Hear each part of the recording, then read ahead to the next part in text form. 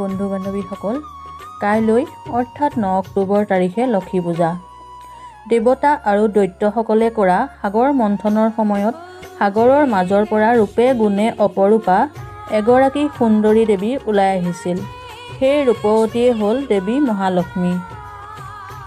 অন্য এক কথা মতে ৰাধাৰ দেহৰ পৰা লক্ষ্মী দেৱীৰ উৎপত্তি হৈছিল আৰু ভগৱান বিষ্ণুৰ লগত তেওঁৰ বিবাহ হৈছিল।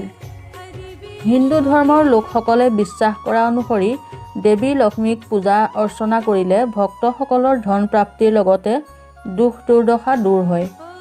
আনহাতে যদি কোনো লোকৰ ক্ষেত্ৰত দেৱী লক্ষ্মী ক্ৰোধিত হয় তেন্তে সেই লোকৰ জীৱনত দুৰ্ভিক্ষই দেখা দিয়ে।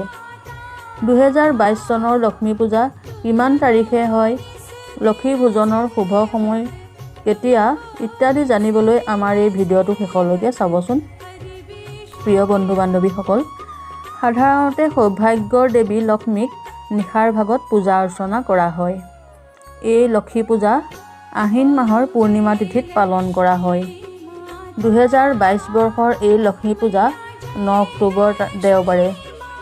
এই পূৰ্ণিমা আৰম্ভ হ'ব অহা 8 অক্টোবৰ বিয়লি 3:41 পৰা আৰু ই শেষ হ'ব 9 অক্টোবৰ নিশা 2:24।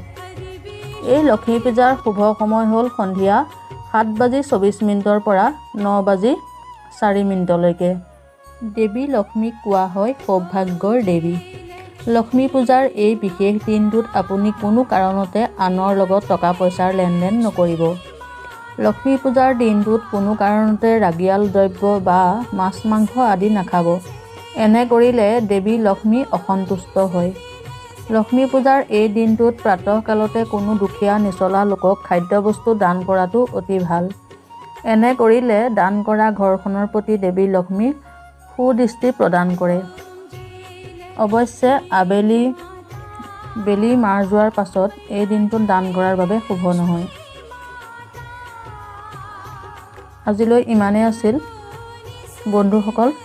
আপোনালোকৰ যদি এই ভিডিঅ'টো চাই ভাল লাগে তেন্তে লাইক, কমেণ্ট আৰু শ্বেয়াৰ কৰি দিব আৰু পাছলৈও এনেধৰণৰ ভিডিঅ'সমূহ পাবৰ বাবে মোৰ চেনেলটো ছাবস্ক্ৰাইব কৰি দিব।